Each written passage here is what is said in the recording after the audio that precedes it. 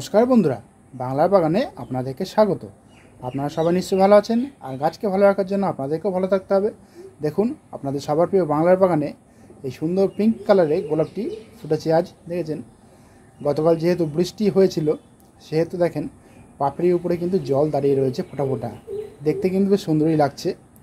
তো আপনাদের সবার প্রিয় বাংলার বাগানে কিন্তু এরকম বিভিন্ন রং বেরঙের গোলাপ ফুটতে শুরু করে দিয়েছে এই বর্ষার মধ্যেই, যেহেতু আমি গাছগুলিকে প্রুনিং করে দিয়েছিলাম বর্ষার আগেই।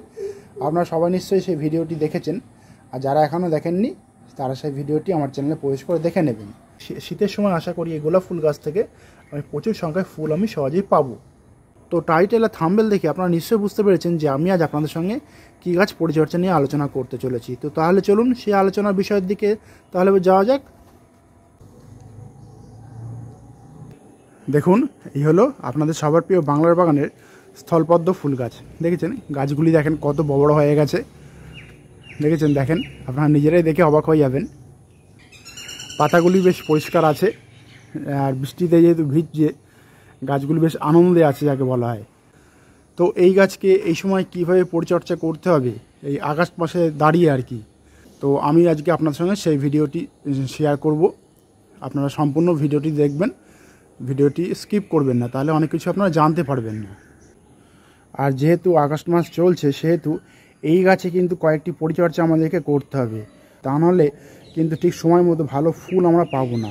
দেখুন, প্রথমেই বলি, যারা এখনও এই গাছে প্রুনিং করেননি তারা অবশ্যই কিন্তু একটা লাইট প্রুনিং করে দেন, কারণ এখন কিন্তু হার্ড প্রুনিং করার সময় নেই।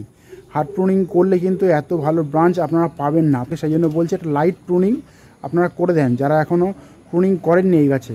আর যারা আমার কথা মতো প্রুনিং করেছেন তাদের গাছেও নিশ্চয়ই আমার থেকে আরও ভালো ব্রাঞ্চ বার হয়েছে এবং আপনারা আরও ভালো ঝোপালা করতে পেরেছেন। লাইট প্রুনিং বলতে কেমন প্রুনিং করবেন আপনারা? লাইট প্রুনিং বলতে মিনিমাম আপনারা এই অংশ থেকে কেটে দেবেন, একদম নিচ থেকে, মানে হার্ড প্রুনিং করবেন না। নিচ থেকে প্রুনিং করা মানে তো আপনারা জানেনই যে হার্ড প্রুনিং করা বলে। আপনারা এই মাথার এই অংশ থেকে আপনারা কেটে দেবেন, দিয়ে দেখবেন আপনারা এক সপ্তাহ মতো ওয়েট করবেন, তাহলে দেখবেন নতুন নতুন ব্রাঞ্চ কিন্তু এই পাতার এই যে ডগাগুলি এখান থেকে কিন্তু নতুন ব্রাঞ্চ ছাড়তে শুরু করে দেবে, তাহলে কিন্তু বেশ ভালো ঝোপালা করতে পারবেন। আর প্রুনিং করার পরেই কিন্তু আপনারা খাবার কিন্তু অবশ্যই আপনারা দেবেন। আর যেহেতু আগস্ট মাস চলছে সেহেতু কিন্তু এই গাছে আমাদেরকে কিছু খাবার কিন্তু এখন আমাদেরকে দিতে হবে, কারণ খাবার না দিলে কিন্তু এই গাছের বৃদ্ধি বা গ্রোথ কিন্তু থমকে দাঁড়াবে আর কি, আর ঠিক সময় মতো ভালো সংখ্যায় ফুল আমরা পাবো না। সেই জন্য এই গাছকে কীভাবে কী খাবার দিতে হবে আমি আপনাদেরকে সেটি দেখাবো। আপনারা মনোযোগ সহকারে সেটি দেখুন যে কি কি খাবার আমি এই গাছে এখন দেব। দেখেন, এখানে আমি যে সমস্ত খাবারগুলি আজকে দেবো আপনারা নিশ্চয়ই দেখে বুঝতে পারছেন কোনটা কী খাবার, তবুও আমি আপনাদের সঙ্গে পরিচয় করিয়ে দিচ্ছি। দেখেন, এখানে হলো এই যে প্রথম যে খাবারটি আমি নিয়েছি সেই খাবারটি হলো ভার্মি কম্পোস্ট। এই ভার্মি কম্পোস্টের পাশেই দেখুন রয়েছে ম্যাগনেসিয়াম সালফেট। আমি এই চা চামচ হাফ চামচ আমি ম্যাগনেসিয়াম সালফেট নিয়েছি, কারণ ম্যাগনেসিয়াম সালফেটের কাজ আপনারা জানেন যে গাছে পাতা হলুদ হওয়া থেকে রক্ষা করে, সেই জন্য আমি ম্যাগনেসিয়াম সালফেটটা এই সময় দিচ্ছি।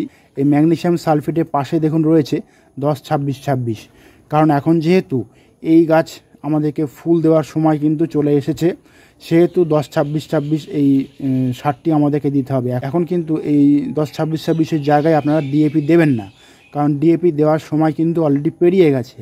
সেই জন্য এই 10-26-26 সারটা আপনারা দিয়ে দেবেন। আর যাদের কাছে এখন 10-26-26 সারটা নেই তারা সমরেশীয় যে এনপিকে অর্থাৎ 15-15-15 বা 19-19-19 আপনারা দিতে পারেন, কোনো অসুবিধা আপনাদের হবে না। এই 10-26-26-এর পাশে দেখুন রয়েছে, এটা হলো মাইক্রোনিউট্রেন। এই মাইক্রোনিউট্রেন আমাদেরকে কিন্তু এই গাছে দিতে হবে। আমার যেহেতু 3টি গাছ সেহেতু আমি একটু বেশি পরিমাণে নিয়েছি, মানে এই চামচের হাফ চামচের একটু বেশি নিয়েছি। এই মাইক্রোনিউট্রেনের পাশে দেখুন রয়েছে, এটা হচ্ছে নিম খোল। এই নিম খোল আপনারা জানেন যে নিম খোলের কাজ কি, মাটিতে যদি আমরা মিশিয়ে দিই তাহলে কিন্তু রোগ পোকামাকড়ে বা কোনো কীটপতঙ্গের আক্রমণ কিন্তু মাটিতে হবে না। এই নিম খোলের সামনেই দেখুন রয়েছে এটা ফাঙ্গিসাইড। আমি ফাঙ্গিসাইড নিয়েছি, যেহেতু এখন বর্ষা চলছে সেহেতু এই ফাঙ্গিসাইড আমি নিয়েছি সামান্য পরিমাণে, মানে কি বলবো, এই চামচের মানে হাফ চামচে আরও কম, মানে এক ভাগ, আমি এই চামচে এক ভাগ আমি এই ফাঙ্গিসাইডটা আমি নিয়েছি। নিয়ে এবার করব কি, সবগুলিকে আমি ভালোভাবে মিশিয়ে নেব। আমি আগেই বলেছি আমার যেহেতু 3টি গাছ রয়েছে সেহেতু আমি একটু বেশি পরিমাণে খাবারটা আমি নেব। আপনাদের যদি গাছের সংখ্যা যদি বেশি হয় আমার গাছের থেকেও, তাহলে আপনারা যে সমস্ত উপাদান আমি নিয়েছি সেই সমস্ত উপাদানগুলি পরিমাণটা একটু বাড়িয়ে নেবেন। আর যাদের একটি গাছ রয়েছে তারা দরকার পড়লে কমিয়ে নেবেন পরিমাণটা। খাবারগুলি যখন দেবেন একটা মাপ করে দেবেন, কখনো যেন বেশি পরিমাণে খাবারটা আপনারা দেবেন না, কারণ এটা জৈব রাসায়নিক একটা খাবার। জৈব সার দিলে কোনো ক্ষতি হয় না গাছে, আমরা সবাই জানি, কিন্তু যেহেতু কয়েকটি রাসায়নিক সার রয়েছে সেহেতু বললাম পরিমাণটা আপনারা বুঝে শুনে তারপরে আপনারা খাবারটা তৈরি করে গাছে দেবেন, তাহলে কোনো অসুবিধা হবে না। দেখেন আমি পুরো ভালোভাবে মিশিয়ে নিয়েছি। এবার আমি গাছে এই খাবারটি প্রয়োগ করব। দেখেন গাছের গোড়াতে কিন্তু কোনো শুকনো পাতা বা কিছু যেন কখনো পড়ে থাকতে দেবেন না এই বর্ষার সময়, তাহলে কিন্তু ফাঙ্গাসের অ্যাটাক কিন্তু গাছের টবের মাটিতে হয়ে যেতে পারে এবং মাটির থেকে কিন্তু শিকড়ও আক্রমণ হয়ে যেতে পারে। আর এরকম আগাছা থাকলে আপনারা তুলে তুলে দেবেন, দেখেছেন, এরকম তুলে তুলে দেবেন, দিয়ে বাইরে ফেলে দেবেন। আমি এগুলিকে এক জায়গায় রেখে দিচ্ছি, আমি পরে এগুলিকে বাইরে ফেলে দেবো। এরকম তুলে তুলে দেবেন। কোনো রকমের আগাছা কিন্তু এই টবে মাটিতে তৈরি হতে দেবেন না, কারণ খাবার যা দেবো তাহলে কিন্তু ওরা কিন্তু সেই খাবারে ভাগ বসাবে। এইভাবে তুলে দেবো, দিয়ে করবো কি সামান্য একটু খুঁচিয়ে খুঁচিয়ে দেবো, কারণ বেশি খোঁচাবো না, কারণ গতকাল বৃষ্টি হয়েছে যেহেতু আমাদের এই এলাকার দিকে, সেহেতু মাটিগুলি কিন্তু একটু বসে গেছে, সেই জন্য বলছি বেশি খোঁচাবো না, আমরা সামান্য একটু খুঁচিয়ে খাবারটা জাস্ট একটু দেবো। খাবারটা জাস্ট একটু চাপা পড়ে সেরকম মাটিটা আমরা খোঁচাবো। আর সবসময় খেয়াল রাখবেন গাছের গোড়া থেকে একটু দূরে, মানে টবের কাঁধ বরাবর আপনারা খুঁড়বেন, কারণ গাছের গোড়ায় কিন্তু খাবারটা একদমই দেবেন না। তো আমার যেহেতু 12 ইঞ্চি টব আমার, সেহেতু আমি করব কি এই চামচের পুরো ভর্তি ভর্তি এরকম 2 চামচ মিনিমাম তো আমি দেবই।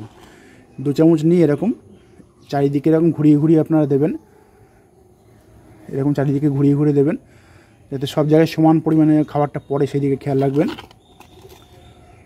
এইভাবে নিয়ে চারিদিকে এরকম ঘুরিয়ে ঘুরিয়ে খাবারটি দেবেন, দিয়ে একটু মাটিতে চাপা দিয়ে দেবেন,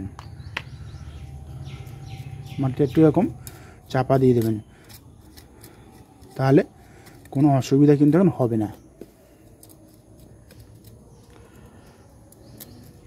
আর যেহেতু এখন বৃষ্টি চলছে সেহেতু কিন্তু খোল জলটাকে আমি একটু অ্যাভয়েড করে যাচ্ছি। আপনাদের যে অঞ্চলে আপনারা থাকেন, আপনাদের ওই অঞ্চলে যদি বৃষ্টি না হয় তাহলে কিন্তু আপনারা খোল জল দিয়ে যেতে পারেন রুটিন করে, আমি যেমন বলেছিলাম এর আগের ভিডিওতে। এখন আমাদের এই অঞ্চলে যেহেতু বৃষ্টি চলছে সেহেতু আমি খোল জলটাকে একটু অ্যাভয়েড করে যাচ্ছি। এরকম মাটি চাপা দিয়ে দেবেন, দিয়ে মাটি চাপা দিয়ে দিলেই হবে। দিয়ে মাটি চাপা দিয়ে সামান্য একটু জল আপনারা এরকম ঝাঁঝরি মতো করে আপনারা দিয়ে দেবেন। জলটা কিন্তু এখন একটু মেপে চুপে দেবেন, কারণ মাটিতে যদি জলটা বেশি হয়ে যায় তাহলে কিন্তু গাছের পাতা হলুদ হয়ে যেতে পারে, সেই জন্য জলটার পরিমাণটা একটু বুঝে শুনে আপনারা দেবেন। আর যাদের মাটিতে গাছ রয়েছে তারা কিন্তু মানে গাছের গোড়া থেকে 1 হাত দূরে এরকম করে খুঁড়ে নেবেন। খেলাম এই চামচে 5 থেকে 6 চামচ আপনারা গাছের গোড়াতে চারিদিকে ঘুরিয়ে ঘুরিয়ে দিয়ে একটু খুঁড়ে নেবেন, নিয়ে মাটি চাপা দিয়ে দেবেন, তাহলে দেখবেন একই কাজ হচ্ছে। আর যারা এখন সবে প্রুনিং, একটা লাইট প্রুনিং করতে বললাম, তারা করবেন কি মাঝে মধ্যে একটু 12-61-0 স্প্রে করে দেবেন, তাহলে দেখবেন আমার গাছে যেরকম দেখেন গাছের গোড়া থেকেও কিন্তু ব্রাঞ্চ বেরিয়েছে, দেখেছেন, এরকম কিন্তু আপনার ব্রাঞ্চ প্রচুর সংখ্যায় আপনারা খুব সহজেই বের করতে পারবেন। ওই 12-61-0টা আপনারা মানে মোট 2 বার করবেন, 15 দিন অন্তর অন্তর 1 লিটার জলে 2 গ্রাম ভালোভাবে মিশিয়ে নিয়ে আপনারা 12-61-0টা স্প্রে করে দেবেন, তাহলে দেখবেন ভালো ব্রাঞ্চ আপনারা আপনাদের চন্দ্রমল্লিকা গাছ থেকে খুব সহজেই পাবেন। আর এখন যেহেতু বর্ষাকাল চলছে, আপনারা দেখবেন এই গাছে কিন্তু মিলিবাগ, লেদা পোকা বা সাদামাছি আক্রমণ কিন্তু হতেই পারে। তো আপনাদেরকে বলি, আপনাদের গাছে যদি মিলিবাগ বা দোয়ে পোকার আক্রমণ যদি এই সময় হয়ে থাকে তাহলে আপনারা কি কীটনাশক প্রয়োগ করবেন? আপনারা করবেন কি এই একতারা আপনারা স্প্রে করে দেবেন, 1 লিটার জলে 2 গ্রাম ভালোভাবে মিশিয়ে নেবেন, নিয়ে আপনারা সমগ্র গাছটিকে পুরো স্নান করিয়ে দেবেন, তাহলে দেখবেন আপনাদের স্থলপদ্ম গাছে কিন্তু কোনো দোয়ে পোকা বা মিলিবাগের অ্যাটাক কিন্তু সহজে হবে না। আর যদি দেখেন আপনাদের গাছে পাতা অনেকটা এরকম খেয়ে নিচ্ছে, তাহলে তো আপনারা বুঝতেই পারবেন যে এটা লেদা পোকার আক্রমণ হয়েছে। এই লেদা পোকার আক্রমণ হলে আপনারা কি কীটনাশক প্রয়োগ করবেন? হামলা বা স্ট্রাইক 555 1 লিটার জলে 2 ml ভালোভাবে মিশিয়ে নিয়ে পুরো সম্পূর্ণ গাছটিকে পুরো স্নান করিয়ে দেবেন। তাহলে দেখবেন আপনাদের গাছ কিন্তু লেদা পোকার আক্রমণের হাত থেকে খুব সহজে রক্ষা পাবে। সাদামাছি আক্রমণ কিন্তু এই সময় হবেই কম বেশি সবার গাছেই। সেই সাদামাছি আক্রমণ যদি আপনাদের স্থলপদ্ম গাছে এই সময় হয়, তাহলে কিন্তু আপনারা অসিন নামক যে কীটনাশকটি রয়েছে, সেই অসিন নামক কীটনাশকটি 1 লিটার জলে 2 গ্রাম ভালোভাবে মিশিয়ে নিয়ে আপনারা স্প্রে করে যাবেন। আমি যে সমস্ত কীটনাশকগুলি নাম বললাম, আপনারা সেই সমস্ত কীটনাশকগুলি 15 দিন অন্তর অন্তর ঘুরিয়ে ফিরিয়ে করবেন। মানে প্রথমে একবার দিলেন একতারা, তার ঠিক 15 দিন পরে দেবেন অসিন, তার ঠিক 15 দিন পরে দেবেন হামলা, এরকম মানে সাইকেল ওয়াইজ আপনারা কীটনাশকগুলি স্প্রে করে যাবেন। তাহলে দেখবেন আপনাদের এই স্থলপদ্ম গাছে কোনো পোকামাকড়ের অ্যাটাক কিন্তু খুব সহজে হবে না। গাছগুলিকে দেখবেন আপনারা নিজেরাই সুস্থ রাখতে পেরেছেন এবং আপনারা নিজেরাই গর্ববোধ করবেন। তো আমি যেভাবে এই আগস্ট মাসে দাঁড়িয়ে ঠিক যেভাবে আপনাদেরকে স্থলপদ্ম গাছে পরিচর্যা করতে বললাম, আপনারা ঠিক সেইভাবেই পরিচর্যা করে যান। দেখবেন আপনাদের স্থলপদ্ম গাছ থেকে খুব দ্রুত নতুন নতুন ব্রাঞ্চ আপনারা পাবেন খুব সহজেই, এবং আপনাদের গাছগুলিও থাকবে সুস্থ ও স্বাস্থ্যবান হয়ে উঠবে, এবং প্রচুর প্রচুর সংখ্যায় ফুল কিন্তু আপনারা সময় মতো ঠিক পেয়ে যাবেন, কোনো চিন্তা করতে হবে না। তো বন্ধুরা, আজ এই পর্যন্তই। আর যদি কোনো কমেন্ট থাকে তাহলে কিন্তু বাংলার বাগানকে জানাতে ভুলবেন না, কারণ বাংলার বাগান সবসময় আপনাদের পাশে ছিল, আছে এবং থাকবে। আর আমার এই ভিডিওটি যদি আপনাদের ভালো লাগে তবে লাইক করবেন, গাছপ্রেমী বন্ধুদের মধ্যে শেয়ার করবেন, এবং আমার চ্যানেলটিকে সাবস্ক্রাইব করে বেল আইকনটিকে প্রেস করে অল নোটিফিকেশনটিকে প্রেস করে রাখবেন, যাতে নিত্য নতুন ভিডিওগুলি আপনাদের কাছে খুব সহজেই পৌঁছে যেতে পারে।